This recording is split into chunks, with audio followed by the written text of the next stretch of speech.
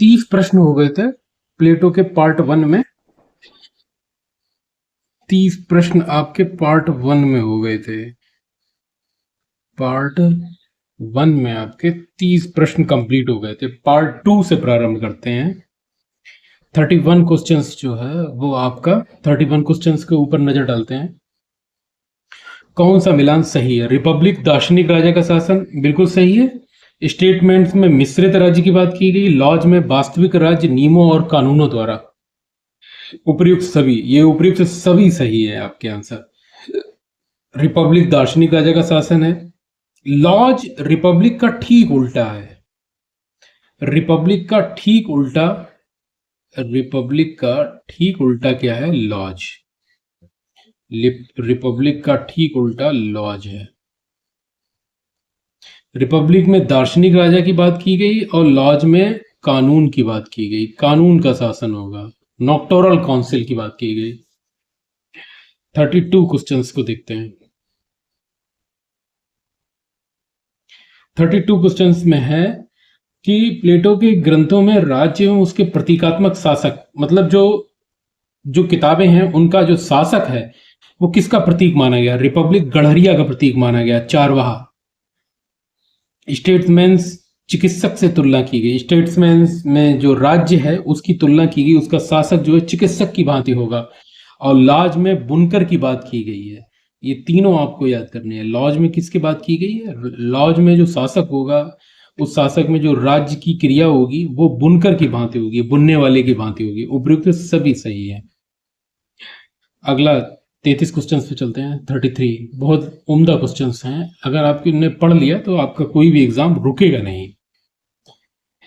प्लेटो उसके संवाद और उसके मुख्य विषय का सही मिलान करें। प्लेटो ने जो संवाद, संवाद का मतलब किताबें, संवाद का मतलब, संवाद का मतलब पुस्तकें। प्लेटो ने कोई किताब नहीं लिखी है। प्लेटो जो बोलता था उसके शिष्य जो है उसको लिखा करते थे। सिंपोजियम, सिंपोजियम उसकी जो बुक्स है। प्रेम और सौंदर्य का दर्शन है। मैनो, ज्ञान के स्वरूप का तात्विक चर्चा है। एपोलॉजी, एपोलॉजी में सुकरात के का मुकदमा जो चल रहा था उसके ऊपर एक वृत्तांत है, उसका एक बचाव है। फेडो, इसको फाइडो लिखा, इसको फेडो पढ़िए। सुकरात की मृत्यु और आत्मा की अमरता पर चर्चा की गई। उपयुक्त सभी आंसर सही है। सभी इसलिए सही किए गए क्योंकि आपको याद कैसे करवाया जाएगा। आपका टेस्ट लेना नहीं है, आपको याद कैसे करवाएं, याद कैसे करें, याद कैसे करें। आपका टेस्ट लेना नहीं है, आपको याद कैसे करें। अगला क्वेश्चन है, अपने आप को जानो। Now tie self.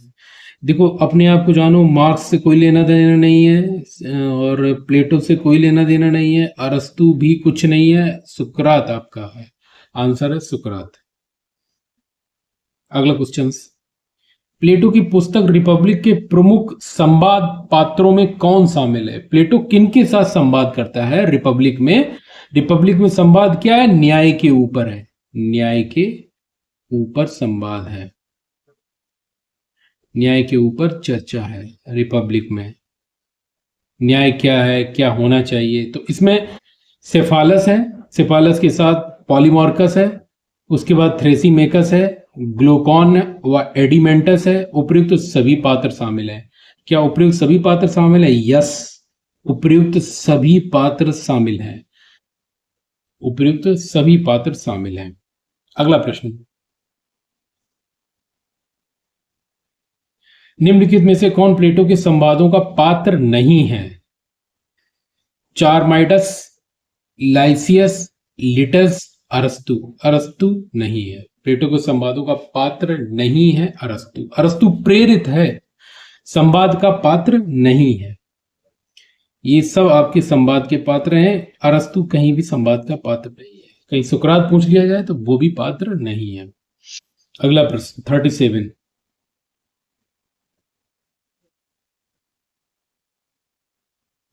प्लेटो की अध्ययन पद्धतियों का सही मिलान करें। निगमनात्मक पद्धति, अगमनात्मक पद्धति, उद्देश्य परक पद्धति, साम्यानुमान पद्धति। ये पद्धतियां हैं और इनका मिलान करना है। तो निगमनात्मक पद्धति को क्या कहते हैं? दार्शनिक पद्धति, सामान्य से विशेष की ओर। आगमनात्मक पद्धति कहते हैं विशिष्ट से सामान्य की ओर। उद्देश्य परक पद्धति को कहते हैं लक्ष्य व उद्देश्य को केंद्र में रखना, लक्ष्य व उद्देश्य को केंद्र में रखना। और साम्यानुमान पद्धति को कहते हैं समानता के आधार पर तर्क देना। ये उपयुक्त पद्धतियां जितनी भी हैं वो एक दूसरे के बिल्कुल ठीक सामने सही लिखी गई हैं। फिर कहते हैं मेरा उद्देश्य क्या है? आपको याद कैसे कराएं, याद कैसे करवाएं। मेरा उद्देश्य है आपको याद कैसे करवाएं। आपका टेस्ट लेना नहीं है, टेस्ट लेना नहीं है। जब आप याद कर लेंगे तो फिर आपको टेस्ट भी देना पड़ेगा, लेकिन यहां पे मेरा उद्देश्य सिर्फ आपको याद करवाना। अगला प्रश्न है 38। प्लेटो ने अपने दर्शन को स्पष्ट करने के लिए किन रूपों दृष्टांतों का प्रयोग किया है? गुफा का दृष्टांत बिल्कुल किया है, परछाइयों और उदात्त झूठ, मोची व डॉक्टर का सादृश्य, उपयुक्त सभी इन्होंने इस्तेमाल किए हैं और ये सभी फेमस हैं। सबसे ज्यादा फेमस है आपका गुफा का सिद्धांत और परछाइयों का सिद्धांत। गुफा के अंदर ही परछाइयों का सिद्धांत है। एक गुफा है, उसके अंदर जो परछाई दिख रही है वो अज्ञानता का प्रतीक है। परछाई किसका प्रतीक है? अज्ञानता का, अज्ञानता का प्रतीक है। जब वो देखता है ये तो परछाई है, ये हकीकत नहीं है गुफा के अंदर, जब वो बाहर निकलता है तो देखता है संसार में बहुत कुछ है। तो ये उपयुक्त सभी। प्लेटो के गुफा के दृष्टांत का मुख्य सार क्या है? प्लेटो के गुफा के सिद्धांत का मुख्य सार क्या है? उत्पादक वर्ग को भौतिक संसार गुफा में कैद मानवों के समान। उत्पादक वर्ग जो है वो खाता पीता है और सुअर की तरह पड़ा रहता है। स्वस्थ राज्य, स्वस्थ राज्य की तुलना किससे की है? सुअर से। प्लेटो ने स्वस्थ राज्य की तुलना किससे की है? सुअर से, सुअर से की है। उसके बाद शासन का कार्यभार केवल ज्ञानवान दार्शनिक को ही संभालना चाहिए। तो ये ज्ञानवान दार्शनिक जो हैं उत्पादक वर्ग को एक कैद से बाहर निकालने का काम करेंगे। तो ये इसका उत्तर है और ये इसका प्रश्न है, इसका उत्तर इसमें छुपा है। तो गुफा के दृष्टांत का आधार क्या है? शासन का कार्यभार केवल ज्ञानवान दार्शनिक को ही संभालना चाहिए और गुफा में जो कैद है वो भौतिक संसार है, वो ज्ञानवान संसार नहीं है। दोनों कथन सही है। अगला प्रश्न, इसमें आंसर अब अगली पीडीएफ में आपको आंसर नहीं मिलेंगे। प्लेटो के विचार प्रत्यय सिद्धांत का मूल आधार वाक्य क्या है? प्लेटो जो आइडियाज देता है, जो अपनी थ्योरीज दी हैं वो आइडिया के दम पे दी हैं। तो उन्होंने आइडियाज का आधार क्या है? आत्मा नश्वर है, भीतरी आंखें असत्य देखती हैं, ज्ञान केवल भौतिक सिद्धांतों पर आधारित है, इनके आधार है ये सद्गुण ही ज्ञान है, ज्ञान ही सद्गुण है, वर्चू इज नॉलेज, यही इनका आधार है। प्लेटो के विचार का आधार यही है। बाकी ये प्लेटो के विचार की विशेषताएं हो सकती हैं, आधार नहीं हो सकता है। आधार सिर्फ यही है, सद्गुण ही ज्ञान है, ज्ञान ही सद्गुण है। इसी पर प्लेटो की थ्योरी टिकी हुई है। प्लेटो के प्रत्यय सिद्धांत, थ्योरी ऑफ आइडियाज। प्रत्यय सिद्धांत मतलब थ्योरी ऑफ आइडियाज, प्रत्यय सिद्धांत मतलब थ्योरी ऑफ आइडियाज की मुख्य विशेषता क्या है? पेंसिल चेंज कर लेते हैं यहां से।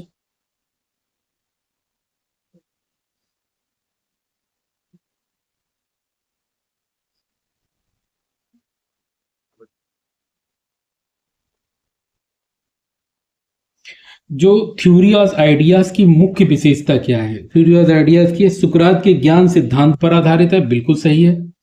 ज्ञान ही सद्गुण है, बिल्कुल ऊपर अभी पढ़ा था। विचार ही स्थायी वास्तविक और शाश्वत है, बिल्कुल सही है। विशेष वस्तुएं सामान्य अमूर्त विचारों का प्रतिबिंब मात्र हैं, बिल्कुल सही है। उपयुक्त सभी बातें सही हैं, बिल्कुल सारी बातें सही है। जो उनके विचार थ्योरीज हैं उनकी जो विशेषता है वो ये सारी बातें सही हैं। लेकिन विचारों की विशेषता में जो आधार वाक्य है वो है ज्ञान ही सद्गुण है। ये आधार वाक्य है। ये क्या है? आधार वाक्य है। इसी पर पूरी इमारत खड़ी की गई, आधार वाक्य है।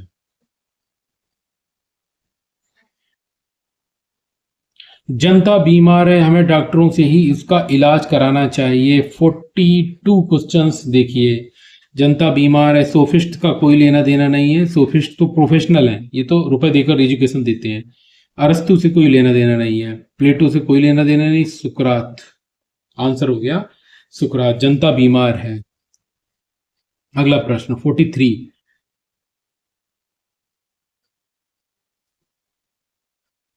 प्लेटो ने यूनानी दार्शनिक पाइथागोरस के दर्शन से क्या ग्रहण किया? गणित का महत्व और आत्मा की अमरता। गणित का महत्व, आत्मा की अमरता, बिल्कुल सही है। स्त्री पुरुष की लैंगिक समानता, बहुत सही आंसर है। दार्शनिक शासक का मूल विचार, बिल्कुल सही है। अपनी अकादमी में महिलाओं के प्रवेश की अनुमति, बिल्कुल सही है। सभी तत्व सही है। ये आपको याद करना ही है, किसी भी कीमत पर, कैसे भी याद करें। गणित का महत्व, आत्मा की अमरता, स्त्री पुरुष की लैंगिक समानता, दार्शनिक शासक का विचार, अपनी अकादमी में महिलाओं के प्रवेश की अनुमति। सबसे मूल बात है स्त्री पुरुष की लैंगिक समानता का सिद्धांत और महिलाओं के प्रवेश की अनुमति। अगला प्रश्न है 44। प्लेटो ने हेराक्लाइट्स और परमेनाइट्स से मुख्य रूप से क्या ग्रहण किया? हेराक्लाइट्स से और परमेनाइट से मुख्य रूप से क्या किया? प्रत्ययों का सिद्धांत। अभी तक किसी भी एग्जाम में नहीं आया है। ये थ्योरी ऑफ आइडियाज कहां से ली गई है? हेराक्लाइट्स और परमेनाइट से ली गई है। प्रत्ययों का सिद्धांत, ये अभी तक कहीं भी नहीं आया, तो आप इसको इंपॉर्टेंट लिख लीजिए। एक प्रश्न ये, एक प्रश्न ये, ऊपर वाला। अगला प्रश्न है 45 में, आप देखिए। थ्रेसी मेकर्स का न्याय सिद्धांत शक्तिशाली का हित ही न्याय है, आधुनिक मार्क्सवाद से गहरा साम्य रखता है। ये टिप्पणी किसने की है? ये टिप्पणी आपकी की है EMB फोस्टर ने। अगला प्रश्न 46। न्याय एक बंधन है जो समाज के सभी अंगों को एक साथ बांध कर रखता है। यह कथन किसका है? कार्ल पॉपर तो बुराई करते हैं, पॉलीमार्कस भी, फोस्टर नहीं, सेवाइन। यह आंसर है सेवाइन। अगला प्रश्न 47। प्लेटो ने न्याय के मूल रूप से कितने प्रकार बताए हैं? न्याय के मूल रूप से कितने प्रकार बताए हैं? न्याय के प्रकार बताए हैं। न्याय के प्रकार दो ही बताए हैं, व्यक्तिगत न्याय और सामाजिक न्याय। फिर याद करिए, व्यक्तिगत न्याय और सामाजिक न्याय। व्यक्तिगत न्याय, व्यक्तिगत न्याय, सामाजिक न्याय, सामाजिक न्याय।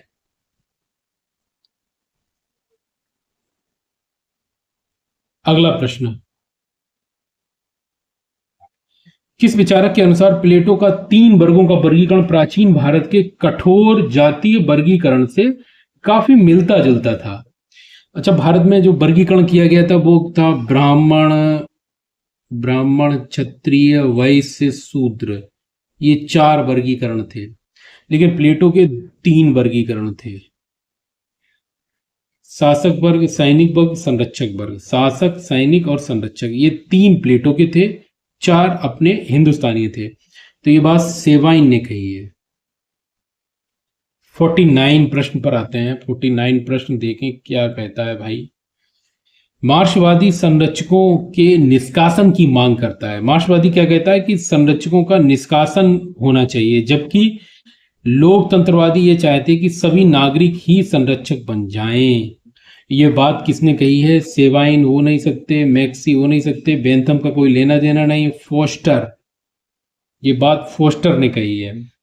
50, क्वेश्चन नंबर 50 पे आते हैं।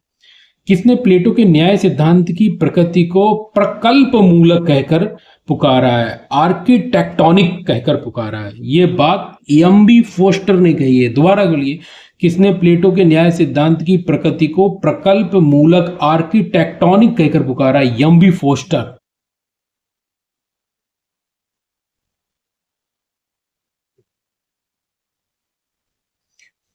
अगला प्रश्न 51, प्लेटो ने अपने आदर्श राज्य में न्याय की वास्तविक प्राप्ति के लिए कौन से दो मुख्य आधार स्तंभ बनाए हैं? न्याय की प्राप्ति के लिए दो आधार स्तंभ, दोनों आधार स्तंभ बहुत अच्छे हैं। पहला आपका आधार स्तंभ आता है राज्य नियंत्रित सकारात्मक शिक्षा व्यवस्था। दूसरा है संरक्षकों के लिए साम्यवाद की योजना। संरक्षकों के लिए साम्यवाद की योजना मतलब निजी संपत्ति का विरोध। राज्य अपने अंडर में शिक्षा ले ले और जो संरक्षक वर्ग है, जो सैनिक वर्ग है, उसके लिए निजी संपत्ति नहीं होनी चाहिए। निजी संपत्ति का विरोध, निजी संपत्ति का विरोध। चलिए आगे प्रश्न देखिए। प्रश्न बहुत अच्छे हैं, कोई पढ़ने वाला हो बस। डिजिटल बोर्ड लेकर कोई पढ़ाई नहीं होती है, बिजनेस होती है। चूंकि आदर्श राज्य में दार्शनिक राजा का विरोध संभव नहीं है, अतः प्लेटो के इस तंत्र को प्रबुद्ध निरंकुशतावादी या विवेकशील अधिनायकवादी कहा जा सकता है। ये बात बारकर ने ही कही है, ये बात बारकर ही कह सकते हैं।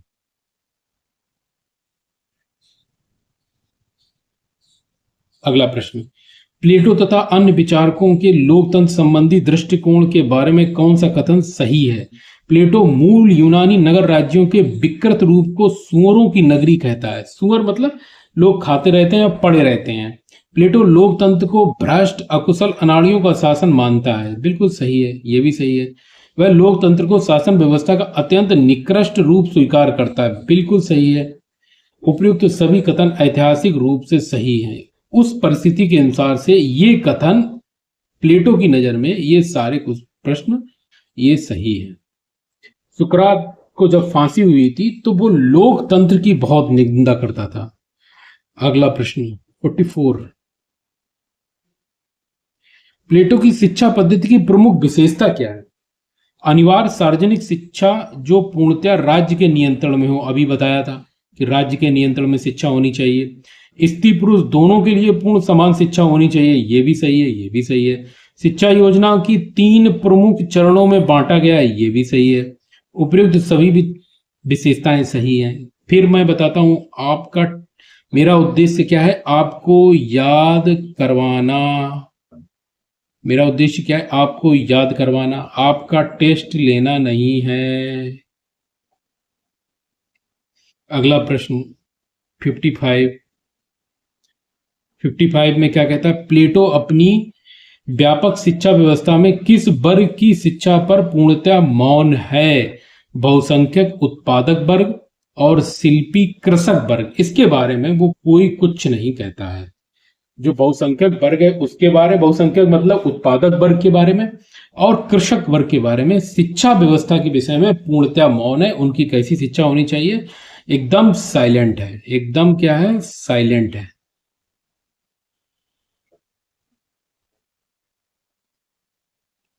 राजनीति व राज्य के शासन संचालन में महिलाओं की सक्रिय भागीदारी के संबंध में प्लेटो समकालीन किसके अत्यधिक प्रभावित था? महिलाओं की सक्रिय भागीदारी के संबंध में वह किससे अत्यधिक प्रभावित था? वो था एरिस्टोफेन्स से। एरिस्टोफेन्स से सबसे ज्यादा प्रभावित था। महिलाओं की सक्रिय भागीदारी। और बहुत इंपॉर्टेंट क्वेश्चन है, बहुत इंपॉर्टेंट क्वेश्चन है, उम्दा प्रश्न है। अगला प्रश्न, प्लेटो के संपत्ति के साम्यवाद के संदर्भ में क्या सत्य है? बहुत इंपॉर्टेंट प्रश्न है, बहुत इंपॉर्टेंट प्रश्न है आपका।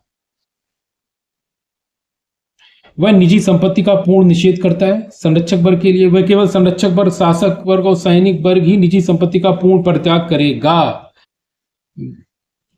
जो शासक वर्ग और सैनिक वर्ग है, जिसको संरक्षक वर्ग नाम दिया गया, संरक्षक वर्ग का मतलब है शासक वर्ग और सैनिक वर्ग, उसको निजी संपत्ति का पूर्ण त्याग करना होगा। तीसरा, उत्पादक वर्ग के पास संपत्ति का निजी स्वामित्व बना रहेगा। उत्पादक वर्ग के पास निजी स्वामित्व बना, उत्पादक वर्ग के पास निजी स्वामित्व होगा। उपयुक्त ये वाला आंसर निकाल दो, ये वाला, इसकी कोई आवश्यकता नहीं है।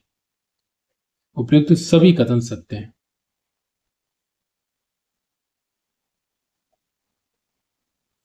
शासन सत्ता के ऊपर धन के भयानक कुप्रभाव पर प्लेटो का इतना अडिग और दृढ़ विश्वास था कि उसे दूर करने के लिए संरक्षकों की निजी संपत्ति का ही विनाश करना पड़ा।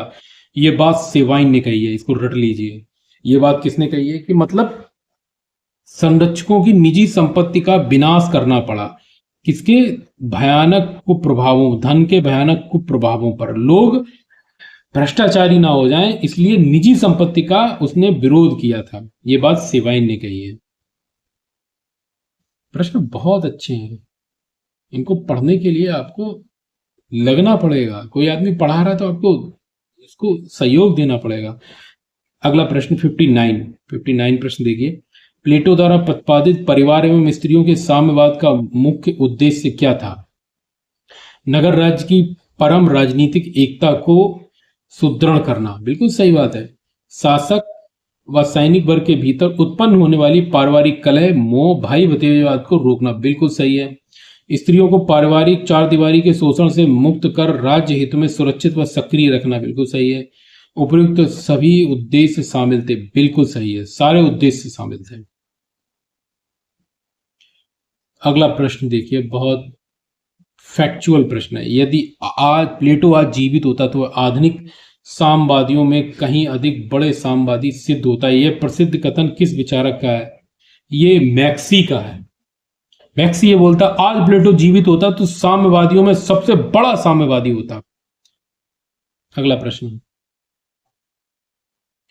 प्लेटो का साम्यवाद कोई आधुनिक समाजवाद नहीं है, बल्कि भौतिक वैराग्यवाद का एक विशिष्ट उदाहरण है।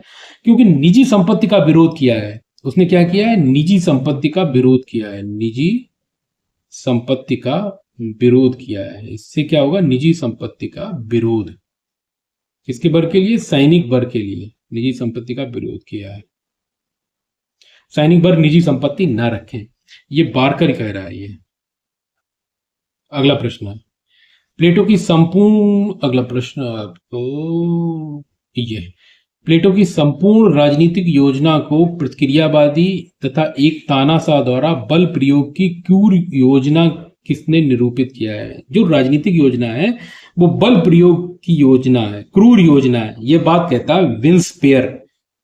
इनका कोई लेना देना नहीं, इनका कोई लेना देना नहीं, इनका कोई विंसपेयर ये बात कहता है कि उसकी जो जितनी भी राजनीतिक प्रक्रिया है वो क्रूर है। अगला प्रश्न बहुत कठिन प्रश्न है, बस आप लगे रहिए। किस आधुनिक विचारक ने आदर्श राज्य में दार्शनिक राजा की सर्वोच्च सत्ता को तर्क बुद्धि की प्रभुसत्ता का सिद्धांत कहा है? ये एम्बी फोस्टर ने कहा है। तर्क बुद्धि की प्रभुसत्ता, तर्क बुद्धि की प्रभुसत्ता का सिद्धांत।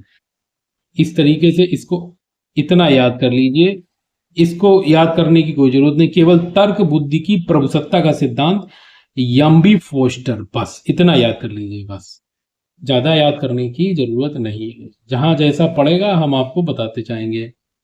प्लेटो की रिपब्लिक कोई सामान्य कल्पनावाद नहीं है, सामान्य कल्पनावाद नहीं है, बल्कि वह राजनीतिक आदर्शवाद की अब तक की सबसे बड़ी और गंभीर आलोचना है। ये कौन कहता है? लियोस्ट्रास। लियोस्ट्रास क्या है? ऐतिहासिक आलोचक हैं। ये क्या है? ऐतिहासिक दार्शनिक हैं, ऐतिहासिक दार्शनिक आलोचक।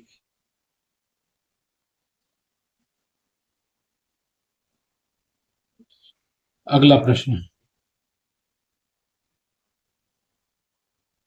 प्लेटो के प्रसिद्ध ग्रंथ स्टेट्समैन्स की प्रमुख विशेषता क्या है? इन्होंने एक लिखा है स्टेट्समैन्स, वक्ता। इसमें राज्य और संविधानों का व्यवहारिक वर्गीकरण प्रस्तुत किया गया है, बिल्कुल सही है। स्टेटमेंट प्लेटो की पूर्ववर्ती पुस्तक रिपब्लिक की तुलना में कहीं अधिक यथार्थवादी है, बिल्कुल सही है। रिपब्लिक काल्पनिक है, स्टेटमेंट क्या है? यथार्थवादी है, जो घटनाएं घटित हो रही है उस पर चर्चा करती है। इसमें सत्ता व शासन के चार व्यवहारिक विकृत रूपों का वर्णन किया गया है, बिल्कुल सही है। उपयुक्त सभी कथन सही हैं, बिल्कुल बात सही है, उपयुक्त सभी कथन सही है। प्लेटो, अगला प्रश्न है आपका, प्लेटो के अनुसार राज्यों के वर्गीकरण के संदर्भ में कौन सा वर्गीकरण सही है? प्लेटो के अनुसार राज्यों के वर्गीकरण में कौन सा वर्गीकरण सही है? पूर्ण या आदर्श राज्य दार्शनिक राजा का शासन। अपूर्ण या वास्तविक राज्य कानून के अधीन राज्य। अपूर्ण राज्यों के 6 रूप बताए हैं। उपयुक्त सभी कथन प्लेटो के वर्गीकरण के अनुकूल सही है, बिल्कुल सही है। एक बार फिर देख लिए। आदर्श राज्य क्या है? कानून मुक्त है। कानून नहीं है आदर्श राज्य में, क्या है? दार्शनिक राजा है। ये क्या है? रिपब्लिक में कहा गया है, रिपब्लिक में ये बात कही गई है। पूर्ण या वास्तविक राजा कानून के अधीन, ये लॉज में कही गई है ये बात। और अपूर्ण राज्यों के 6 रूप बताए हैं, बिल्कुल सही है। तो ये सारे कथन आपके सही हो गए। अगला प्रश्न।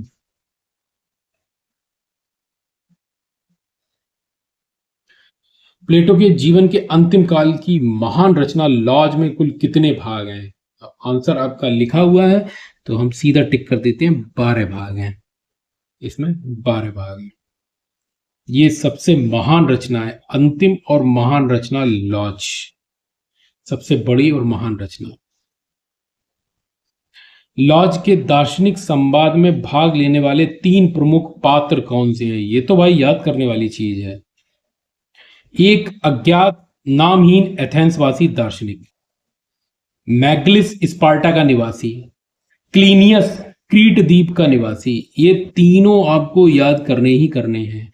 क्लीनियस क्रीट द्वीप का निवासी, मैगलस स्पार्टा का निवासी, अज्ञात नामहीन एथेंसवासी दार्शनिक। उपयुक्त सभी पात्र संवाद में शामिल हैं।